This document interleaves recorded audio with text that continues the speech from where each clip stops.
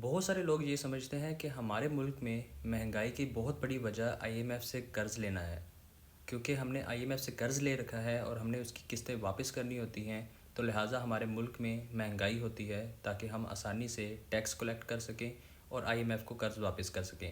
لیکن یہ سچ نہیں ہے۔ ہمارے ملک میں کافی زیادہ چیزیں سستی ہونے کے پیچھے آئی ایم ایف کا ہاتھ ہوتا ہے۔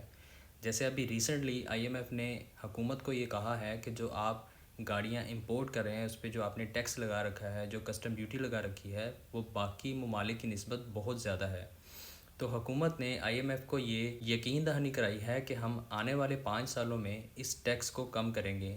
اب جیسا کہ 2025 کا بجٹ آنے والا ہے، 2025 کے بجٹ میں اس ٹیکس کو کچھ حد تک کم کیا جائے گا اور آنے والے 5 سالوں میں اس ٹیکس کو کسٹم ڈیوٹی کو آہستہ آہستہ کم کیا جائے گا، جس کی وجہ سے جو گاڑیاں امپورٹ ہوتی ہیں، امپورٹڈ گاڑیاں پاکستان میں سستی ہوں گی۔ کچھ لوگ یہ پوچھ رہے ہیں کہ کیا اس سے لوکل گاڑیاں بھی سستی ہوں گی، جیسے لوکلی مینوفیکچرڈ جو آلٹو ہے ہماری وہ بھی سستی ہوگی؟ تو اس کا جواب ہے کہ جو لوکلی گاڑیاں مینوفیکچر ہوتی ہیں اس پہ اس کا کوئی اثر نہیں ہے۔ یہ پالیسی خاص صرف امپورٹڈ گاڑیوں کے لیے ہے۔